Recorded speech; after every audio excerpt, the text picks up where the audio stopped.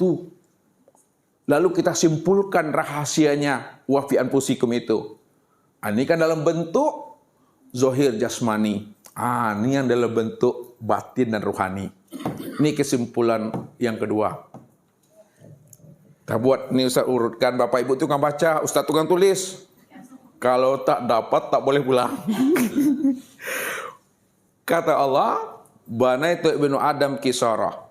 Aku jadikan ya batang tubuh diri setiap manusia itu, anak Adam itu sebagai sebuah mahligai.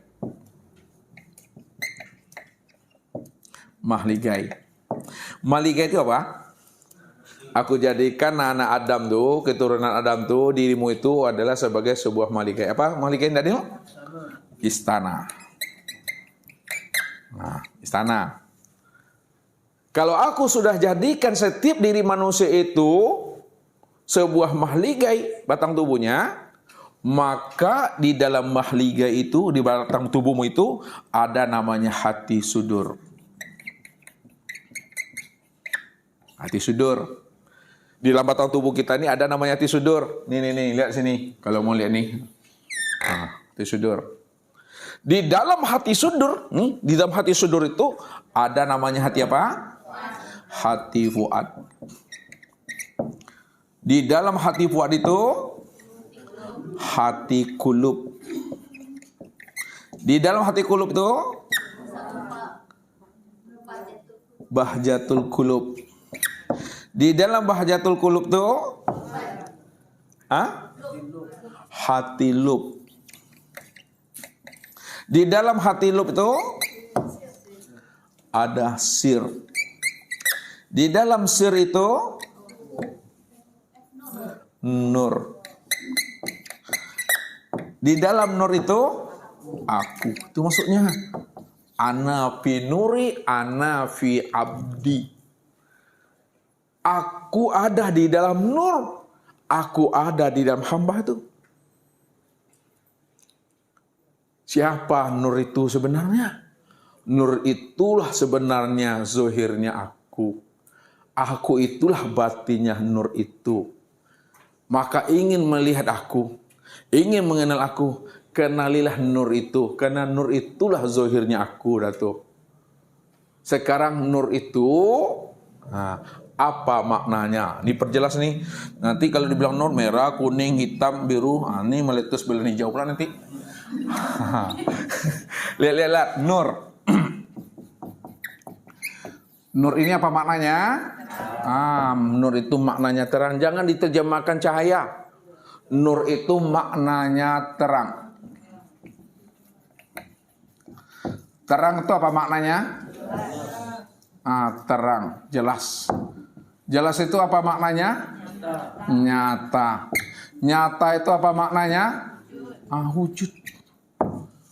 Kesimpulannya, semua yang wujud, semua yang nyata, semua yang jelas, semua yang terang dalam bentuk rupa berbeda wujud yang lain, itulah yang dikatakan namanya nur. Dan nur itulah zahirnya aku. Kalau Ustadz terjemahkan dalam bahasa yang ringannya, zahirnya aku nyata pada nur. Batinnya nur nyata pada aku. Karena akulah dirinya. Tidak ada siapa-siapa tuh. Itu maksudnya tuh.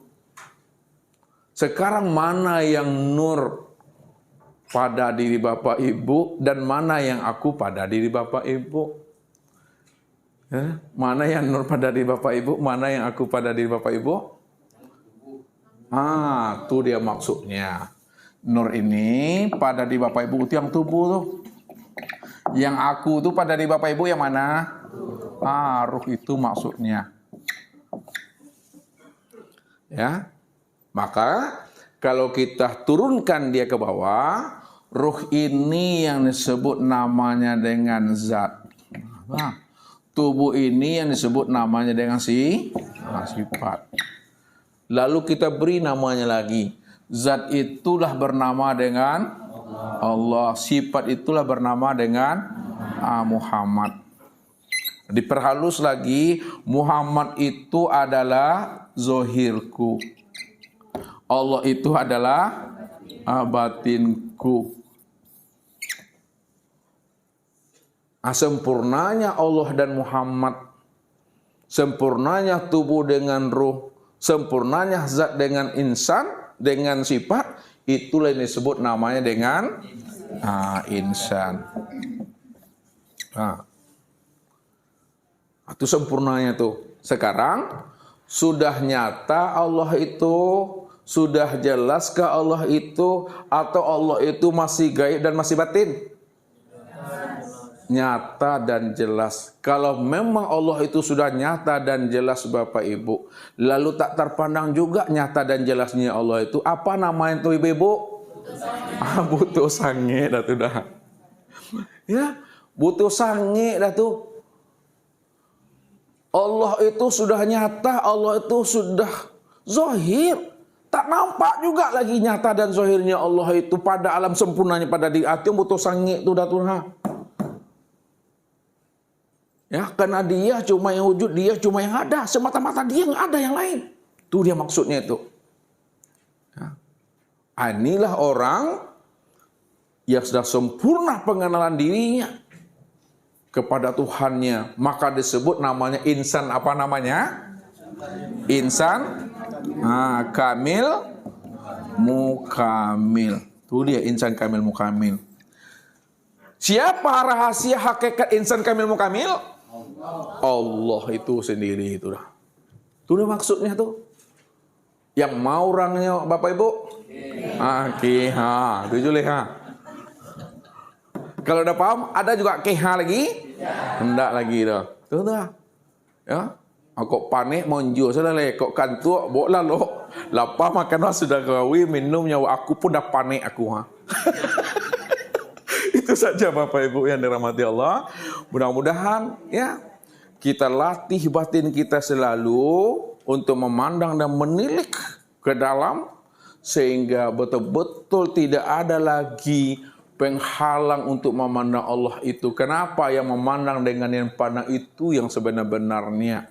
Jadi kalau ada manusia tak mampu memandang Allah, itu bukan karena Allah gaib, bukan karena Allah itu batin, karena hatinya saja yang masih dalam keadaan dipermainkan oleh dunia nafsu dan akal fikirnya. Inilah orang yang tertawan dan terantai di dalam hidupnya itu.